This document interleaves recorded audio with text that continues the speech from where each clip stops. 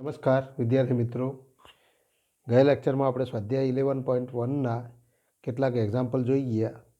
એથી આગળ વધીએ તો એક્ઝામ્પલ નંબર 11, જેનું કેન્દ્ર રેખા 4x + y = 16 પર હોય તથા જે 4, 1 અને 6, 5માંથી પસાર થાય તેવા વર્તુળનું સમીકરણ મેળવો. તો અહીંયા જેનું કેન્દ્ર આ રેખા ઉપર છે, ધારી લઈએ, ધારો કે માગેલ વર્તુળનું કેન્દ્ર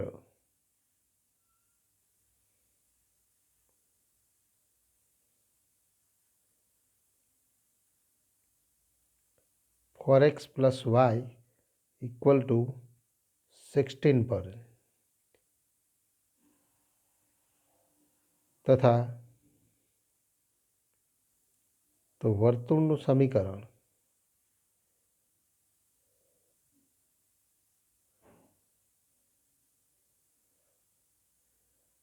આપણે તથા વર્તુળનું કેન્દ્ર આપણે ધારી લઈએ, અથવા વર્તુળનું સમીકરણ તો x માઇનસ તો વર્તુળનું કેન્દ્ર જ આપણે લઈ લઈએ, વર્તુળનું કેન્દ્ર HK માટે આપણે લખી શકીએ 4h + k = 16 તથા વર્તુળની ત્રિજ્યા r. તેથી વર્તુળનું સમીકરણ x minus h² + y minus k² = r² મળે. પરંતુ 4, 1 અને 6, 5 એ વર્તુળ પર બિંદુ 4, 1 અને 6, 5 એ વર્તુળ પર, અને વર્તુળ પર છે માટે વર્તુળના સમીકરણનું સમાધાન કરે. એનો અર્થ કે h તો અહીંયા તો HK કેન્દ્ર છે, તો xની કિંમત 4 અને yની કિંમત 1 લેતા સમીકરણનું સમાધાન થાય, એટલે કે 4 - h² + 1 - k² = r². તથા તો બીજું બિંદુ 6, 5 તો xની કિંમત 6 લખીએ તો 6 - h² + 5 -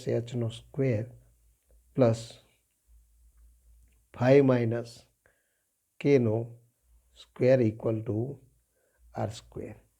તો h અને kના અને r, તો અહીંયા h, k અને r એ 4 અજ્ઞાત પદોની કિંમત મેળવીએ. h અને k વચ્ચે સંબંધ દર્શાવતું આપણને સમીકરણ મળી ગયું. પણ આ બે પરિણામમાંથી h અને k વચ્ચે સંબંધ દર્શાવતું બીજું સમીકરણ મળે, પરંતુ r² = r². તો માટે તો 4 - h² + 1 - k² અને = 6 - h² + 5 - k². અને માટે સાદું રૂપ આપીએ તો આપણે લખી શકીએ કે h² - 8h + 16 + k² - 2k + 1 અને = h² - 12h + 36 + k² - 10k + 100. અને માટે બંને બાજુ તો h², k² તો એ બંને પદ કેન્સલ.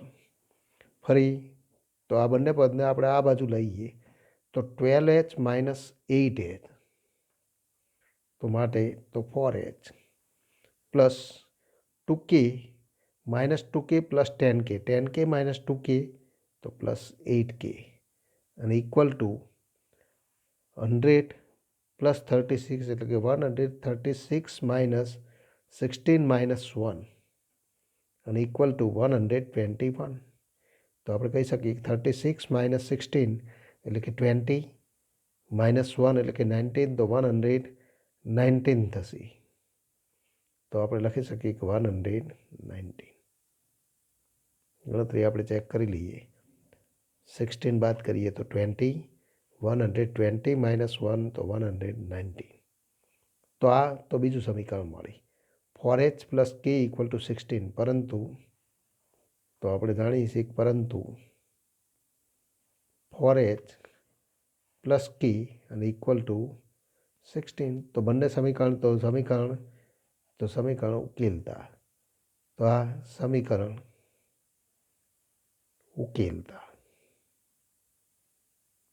આ બંને સમીકરણમાં એચના સહગુણકો સમાન છે, માટે તફાવત લઈએ તો 7k 8k - k એટલે કે 7k અને = 119 - 16 તો 103 અને ઇમ્પ્લાઇઝ k = 103/7.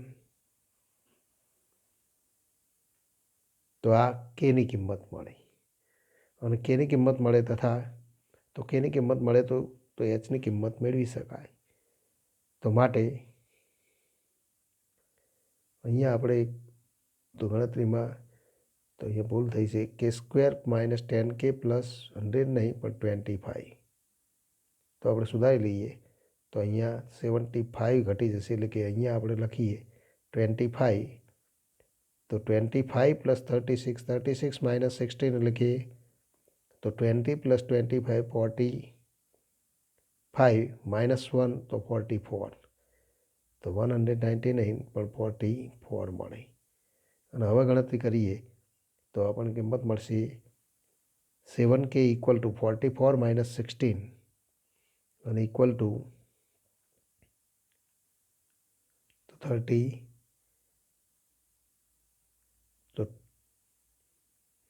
તો 38 મળશે. જે પણ કિંમત મળે 44 - 16 એટલે કે 28 મળશે. તો 7k = 28 માટે k = 28/7 એટલે કે તો 4. તો kની કિંમત 4 મળે તો = k. તો kની કિંમત 4 મળે અને kની કિંમત 4 મળે તો માટે તો પરંતુ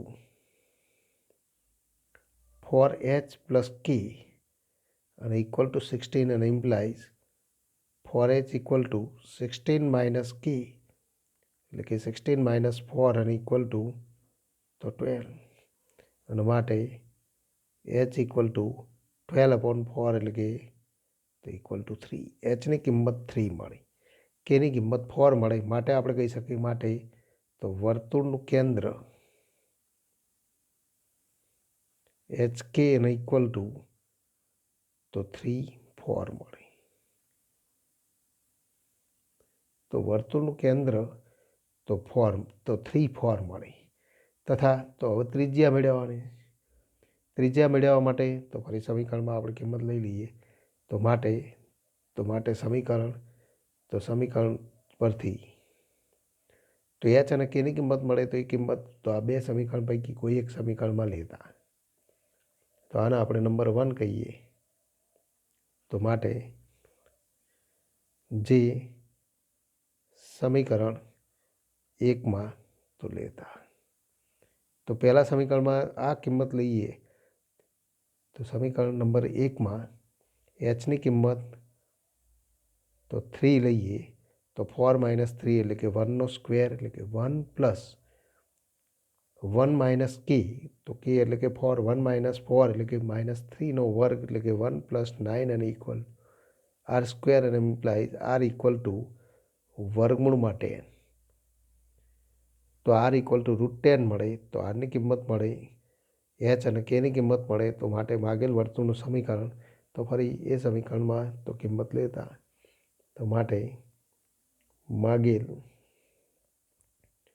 વર્તુળનું સમીકરણ x - hનો સ્ક્વેર એટલે કે x - 3નો સ્ક્વેર પ્લસ y - k એટલે કે y - 4નો સ્ક્વેર અને = r² એટલે કે 10 માટે તો x² + y² સાથે આપણે કિંમત લઈ લઈએ -6x - 8y + 9 + 16 એટલે કે +25 - 10 અને = 0 એટલે કે માટે x² + y² -6x - 8y +25 - 10 એટલે કે +15 અને =0 તો મળે. તો આ માગેલ વર્તુળનું સમીકરણ મળે અને આ સ્વરૂપે પણ લખી શકાય અને આ એનું સાદું રૂપ આપીએ તો આવા સ્વરૂપે એ સમીકરણ મળે એમ કહી શકાય. તો એથી આગળ વધીએ તો એક્ઝામ્પલ નંબર 13. ઉગમ બિંદુમાંથી પસાર થતા તથા અક્ષો પર અંતઃખંડ એ અને બી બનાવતા વર્તુળનું સમીકરણ મેળવો. અહીંયા આપણે જોઈએ કે તો માગેલું વર્તુળ ઉગમ બિંદુમાંથી પસાર થાય છે.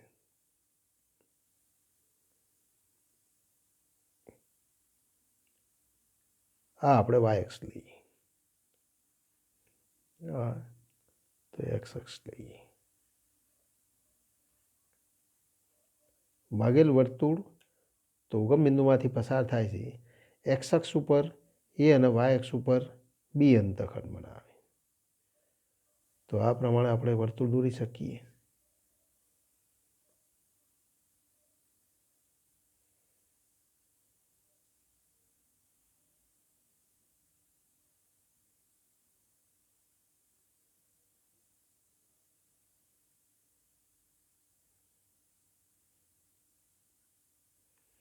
તો આ એ અંતઃખંડ એક્સ અક્ષ ઉપર અને વાય અક્ષ ઉપર બી અંતઃખંડ બનાવે.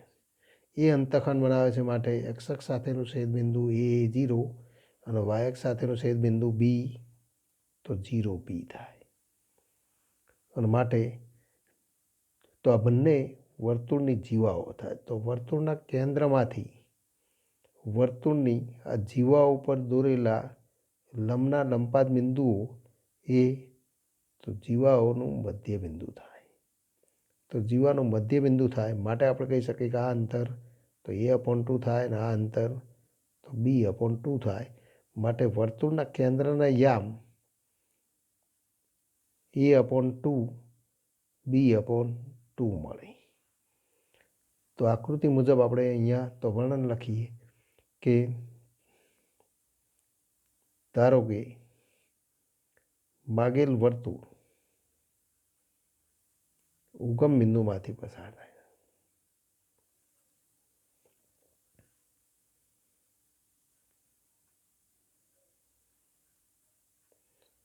તથા અક્ષો પર અનુક્રમે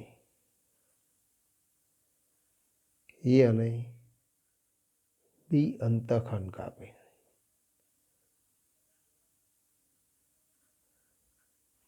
તેથી માટે વર્તુળના યામાક્ષો સાથેના છેદબિંદુઓ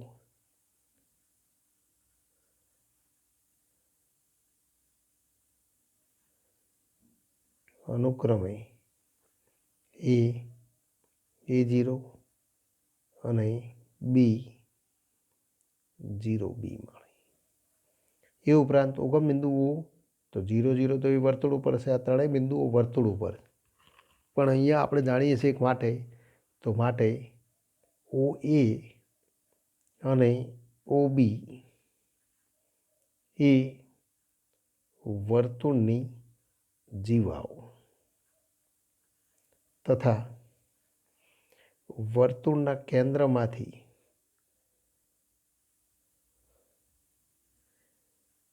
જીવા પર દોરેલ લંબનું લંપાત બિંદુ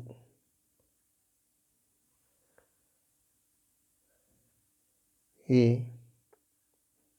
જીવાનું મધ્ય બિંદુ થાય. તેથી વર્તુળના કેન્દ્રના યામ A/2 B/2 તો આકૃતિ મુજબ મળે. તો આકૃતિ મુજબ તો આવા તો આપણને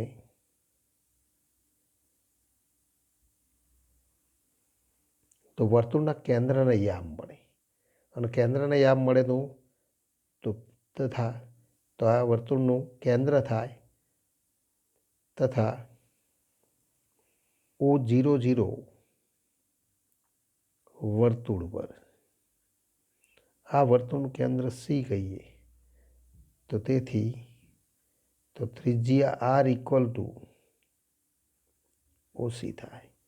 માટે તો આર ઇક્વલ ટુ વર્ગમૂળમાં a² પ્લસ b²/4, કારણ કે a/2 - 0 સ્ક્વેર એટલે કે a² પ્લસ b²/4 અને ઇક્વલ ટુ વર્ગમૂળમાં a² પ્લસ b²/2 મળે.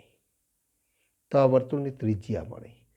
તો વર્તુળની ત્રિજ્યા આપણે જાણીએ છીએ, વર્તુળનું કેન્દ્ર આપણે જાણીએ છીએ. માટે વર્તુળના કાર્ટેશિયન સમીકરણથી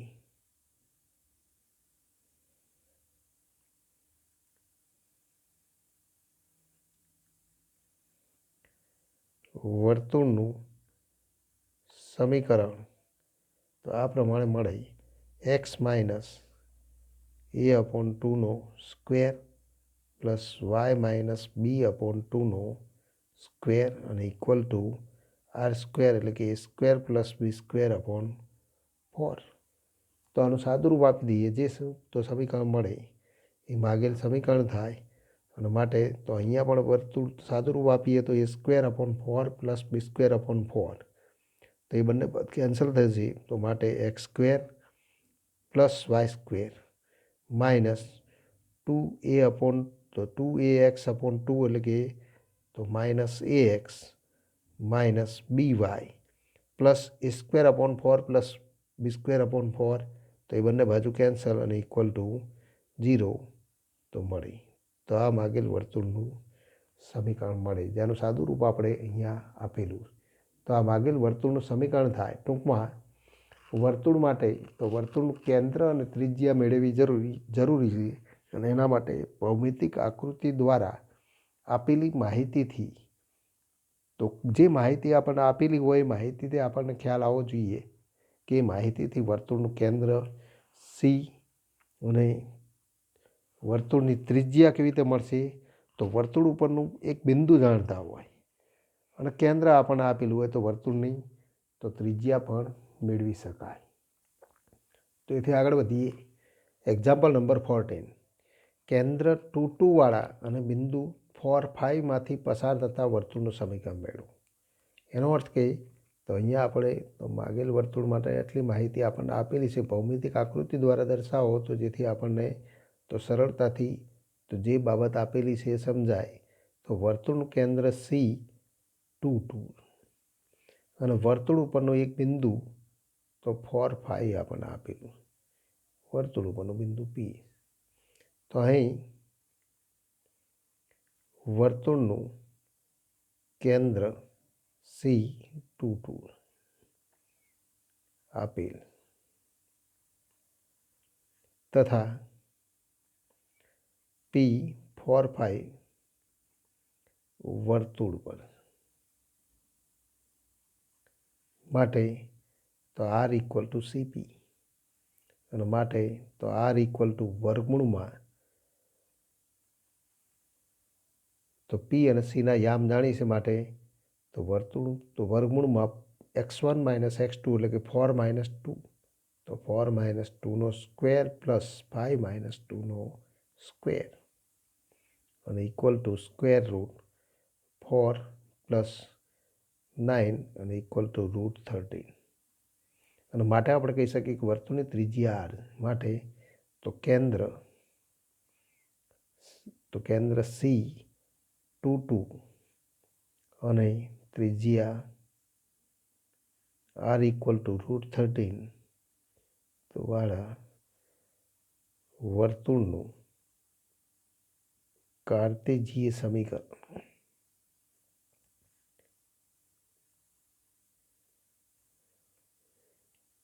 x - h એટલે કે 2 સ્ક્વેર પ્લસ y - k એટલે કે y - 2 સ્ક્વેર અને ઇક્વલ ટુ r². અને માટે તો x² plus y² minus 4x minus 4y plus 4 plus 4 તો 8 માઇનસ 13 અને ઇક્વલ ટુ 0. 13 આ બાજુ લઈ દો તો માટે x square plus y square minus 4x minus 4y 8 minus 13 એટલે કે -5 ઇક્વલ ટુ 0. Example number 15. બિંદુ -2.5 3.5 એ વર્તુળ x square plus y square equal to 25ની અંદર બહાર કે ઉપર છે એ નક્કી કરો. તો અહીંયા આપણે કહી શકીએ કે કોઈ પણ વર્તુળ માટે આપેલું બિંદુ એ વર્તુળની તો અંદર હશે, બહાર હશે કે ઉપર હશે, તો કેવી રીતે નક્કી થાય? તો એના માટે આપણે કહી શકીએ કે જો બિંદુ તો આપેલ વર્તુળ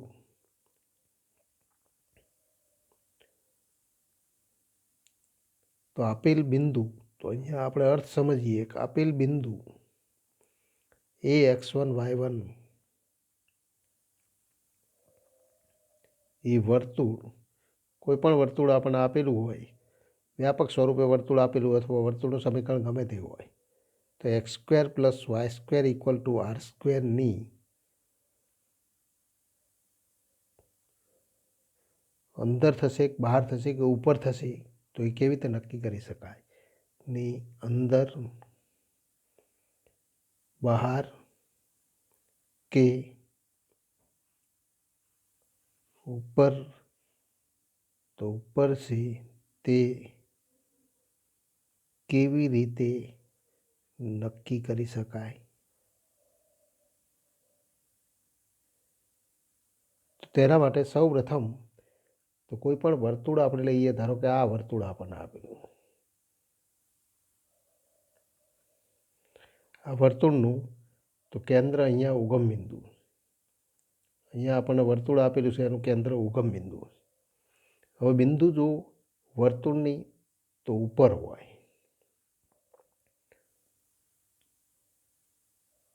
બિંદુ એ x1 y1, આ વર્તુળનું સમીકરણ આપણને આપેલું છે x square plus y square equal to r square.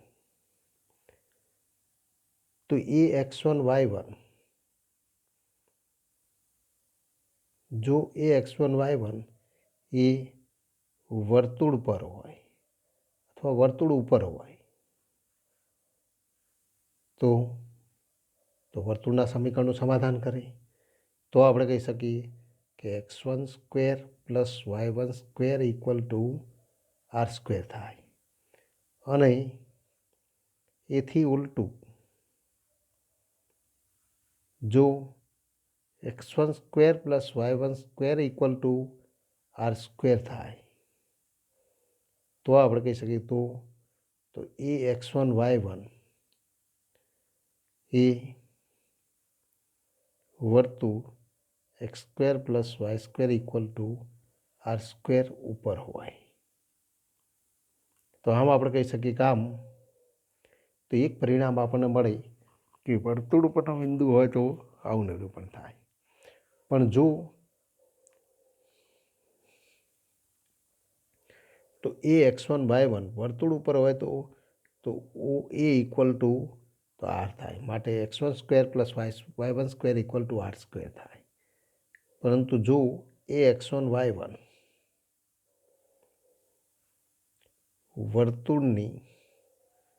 વર્તુળના અંદરના પ્રદેશમાં હોય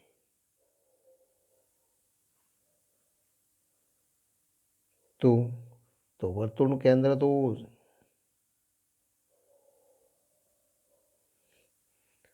વર્તુળનું કેન્દ્ર O 0 0 એ x1 y1 એ વર્તુળની અંદરના પ્રદેશમાં અને PXY એ વર્તુળ ઉપર હોય તો આપણે જોઈ શકીએ છીએ કે માટે તો આપણે કહી શકીએ કે O A less than OP થાય અને ઇક્વલ ટુ આર. માટે OA સ્ક્વેર એટલે કે તો ફરી આપણે લખી શકીએ OA square less than r square. માટે OA સ્ક્વેર ઇક્વલ ટુ તો x1 square plus y1 square less than r square થાય. એથી વિરુદ્ધ પણ સત્ય થાય. તો એથી વિરુદ્ધ પણ સત્ય થાય. એટલે કે જો x1² + y1² less than r² થાય તો x1 y1 એ વર્તુળના અંદરના પ્રદેશમાં હોય ને જો વર્તુળના અંદરના પ્રદેશમાં હોય તો આ પરિણામનું પાલન થાય. તે જ રીતે આપણે કહી શકીએ તે જ રીતે જો x1² + y1² greater than r² થાય તો એ x1 y1 એ વર્તુળના બહારના પ્રદેશમાં થાય, બહારના પ્રદેશમાં હોય એમ કહી શકાય. તો આ 3 પરિણામો આપણને તો મળી. તો અહીં પણ આપણે ગણતરી કરી શકીએ કે તો માટે તો આન્સર હવે આપણે જોઈએ એક્ઝામ્પલ 15 આન્સર. તો એક્ઝામ્પલ 15નો કે અહીં x1 y1 અને ઇક્વલ ટુ આપણને આપેલું છે -2.5 3.5 તથા વર્તુળનું સમીકરણ તો x² + y².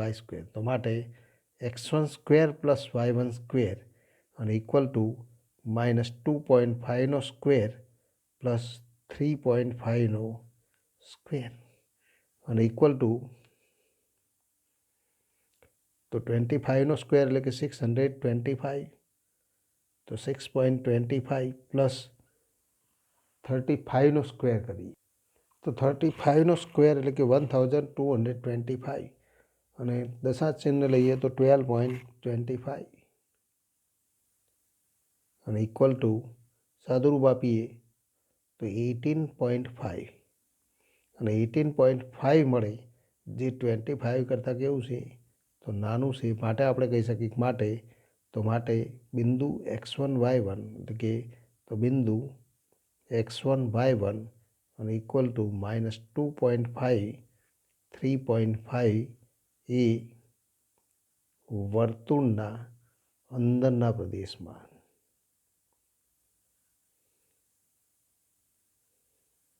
એમ આપણે કહી શકીએ. ટૂંકમાં આપેલું બિંદુ એ વર્તુળના બહારના પ્રદેશમાં હોય તો x1² + y1² મૂલ્ય તો r² કરતાં મોટું થાય. જો અંદરના પ્રદેશમાં હોય તો r² કરતાં નાનું થાય અને ઉપર હોય તો ઇક્વલ ટુ r² થાય. તો આ ભૌમિતિક પરિણામો તો ખૂબ મહત્ત્વના